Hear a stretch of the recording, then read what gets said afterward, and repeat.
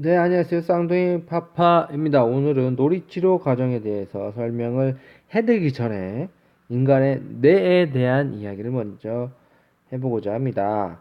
우리 인간의 뇌를 어떻게 이해할 거냐라는 측면에서 진화론적 관점에서 우리의 인간은 세 가지 영역으로 나눠져 있다라고 이야기를 하고 있습니다.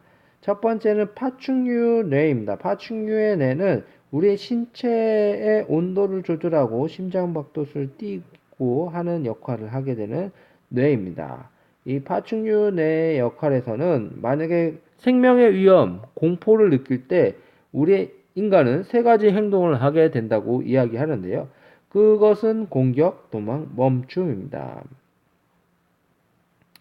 만약에 아이가 스트레스 상황에서 다음과 같은 행동을 한다면 누군가를 공격한다거나 도망간다거나 멈춘다고 한다면 얼음이 되는 모습을 볼 수 있는데요.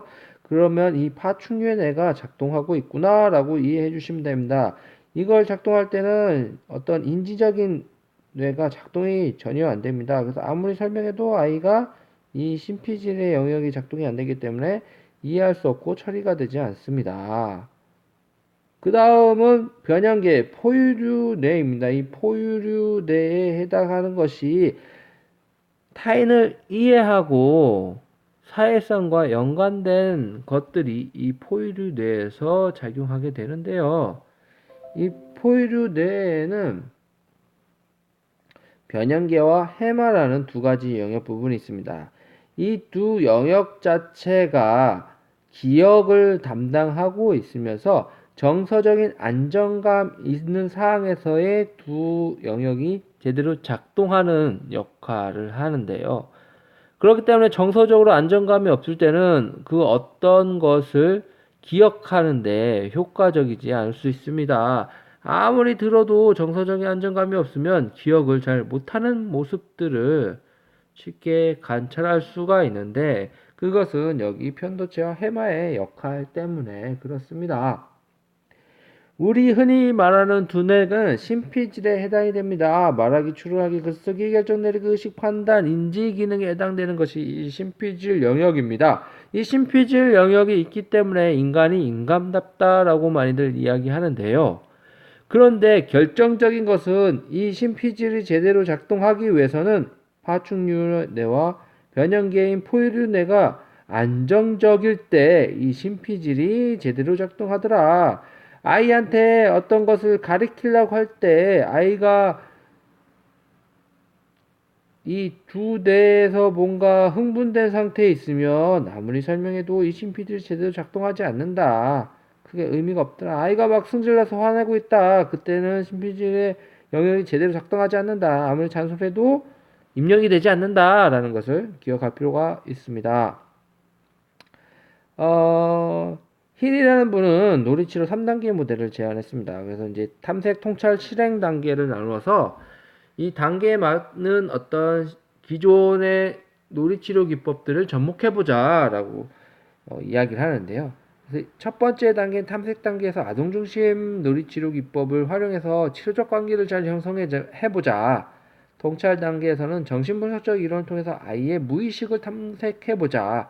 실행 단계에서는 인지행동적 관점에서 행동 수정하는 것을 목표로 한번 잡아보자. 라고 이야기하는 모델입니다. 그래서 이제 사례를 한번 보도록 하겠습니다. 네, 사례는 이런 식으로 한번 쭉 보도록 할게요.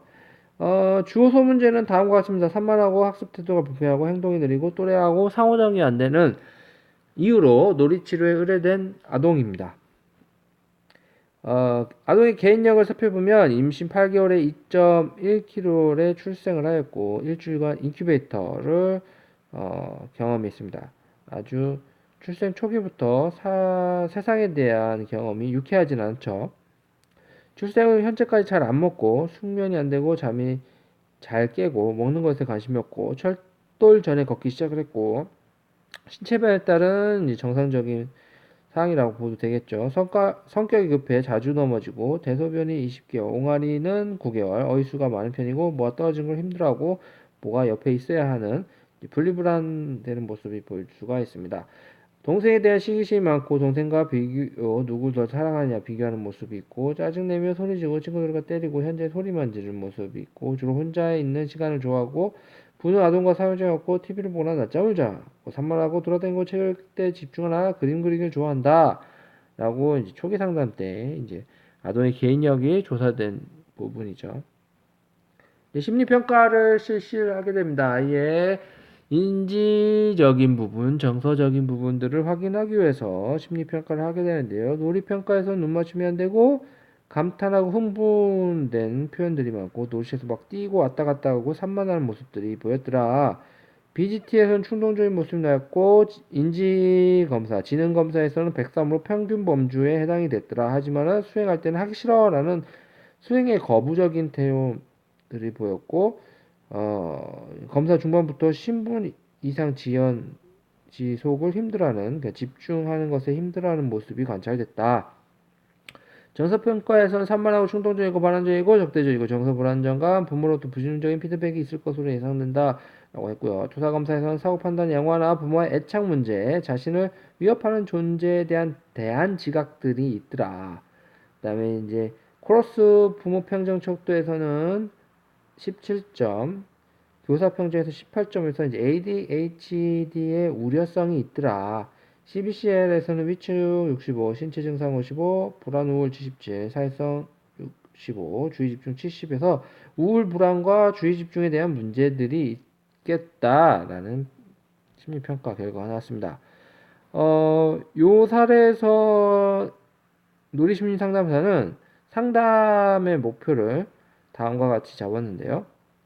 그 전에 이제 이 사례에 대한 사정을 다음과 같이 정리를 했습니다. 준비되지 않은 임신 후 모의 불안감이 증가된 상태였고 아동이 좋은 산으로 예민한 체질과 완벽하지 감박적인 모에 큰 부담감을 작용했을 것이다. 모가 떨어지지 않고 안 먹고 잠투정이 많은 까다로운 아이, 기질적으로 어떤 까다로움이 있었고 모와 정서적 지체기가 부족하고 모와 애착 결핍과 불신감, 아동의 산만함과 모가 아동을 거부하는 결과에 악순환 관계를 지금 계속 되고 있더라. 그래서 상담 목표는 첫 번째 신뢰로운 관계 형성하기입니다. 안정적이고 모자 관계 형성 외에 부모 교육을 실시하겠다. 아동의 전반적인 발달의 정지, 고착된 부분을 해결하고 성장 발달을 도모하겠다. 불안정한 정서 상태가 감소되고 부주의하고 충동적인 행동을 감소시키는 것이 상담의 목표이다. 그래서 이제 탐색 단계입니다. 탐색 단계에서는 아동 중심 놀이 치료 기법을 사용해서 아동과의 치료적 관계를 형성하는 데 집중하게 됩니다. 아동이 놀이실에 들어오자 표현, 아, 좋다, 놀이실 마음에 드는구나. 그러니까 아동이, 아, 좋다, 그러니까 심리상담. 놀이실 마음에 드는구나. 이제 왕주산 놓아야 시끄러워, 시끄러워, 가세요. 떠들면 조용해. 시끄러워. 내가 왕주산 맞아야 돼. 조용히 좀 해요. 이렇게 이제 표현을 합니다. 치료적 관계의 초점은 공감적 이해, 무조건 존중, 진실성, 오타가 있네요. 통해서 라포 형성, 아동의 감정 표현, 인식을 도와주는 것이고요. 부모 상담을 통해 아동의 느린 행동에 재촉하지 않고 기다려주는 노력을 격려했다. 그다음에 통찰 단계에서 무사히 집에 왔어요. 아기는 엄마를 행동으로 싫다고 집을 나갔는데 엄마를 만나니 마음이 안심이 되었구나. 치료자가 아이가 이제 통찰할 수 있도록 해주는 해석하는 모습을 볼 수가 있죠. 뱃속에서 행복할 것 같아서 그 아이 뼈를 먹으면 뼛속에 누가 없어질 것 같은데 그건 누군가와 함께 있는 거라고 넌 생각하는구나. 그러면 외롭지 않을 것 같고 함께 있는 게 행복하구나. 선생님을 이 아기처럼 안아줘도 되니? 왜요? 안아주면 내가 우유병 빨는 게 훨씬 편하니까. 이렇게 놀이 치료 상황에 대해서 통찰 단계에서 이루어지고 행동 단계입니다. 행동 단계에서는 놀이 치료 행동 변화 일반화 충동 조절하기 규칙적 행동 수정 계획서기 인지 행동 접근 부모나 책을 통해 정보를 얻는다는 아동의 말에 아 부모님도 알아주시는구나 또 컴퓨터에서도 알 수 있다. 밤늦게 숙제하는 게 힘들다고 하는 아동에게 그럴 땐 학교에 오자마자 숙제를 하면 일찍 잘 수 있단다. 아동의 새로운 행동 형성에 적절한 모델링을 제공했고 역할놀이를 통해서 타인과의 감정, 사고, 행동을 보여주었다. 그래서 놀이 주제를 보게 되면 아동이 이 놀이 치료를 하는 과정 중에 다음 같은 놀이 주제들이 나오게 됩니다. 관계 의존, 복수, 힘 통제, 그래서 숙달, 양육, 유기, 애도 상실에 대한 놀이 주제들이 나오게 되고요. 그다음에 안전 보호에 대한 놀이들이 나오게 됩니다. 그다음에 이제 절망감, 보호, 무능감, 보상, 분리, 통합, 불안감, 완벽주의, 혼란, 불안정감. 이런 것들이 놀이치료 사항에서 아이들이 표현되는 것들입니다. 그렇기 때문에 놀이치료라는 것은 아이들한테 마냥 재밌는 시간만은 아니에요. 초기에는 재밌다가 이제 점점점 깊은 자신의 무의식들이 놀이에서 표현될 때 이런 놀이 주제들이 나오거든요. 그럼 되게 힘들면서 그것들을 극복해 나가는 모습을 볼 수가 있습니다.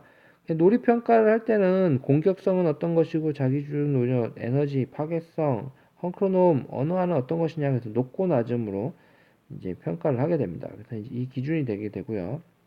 감정을 보면 전 회기 동안 강한 감정을 표현하게 되면 높음으로 평가하게 됩니다. 다음 관찰 가능한 감정을 표현하지 않으면 낮음으로 평가하게 되는 것입니다.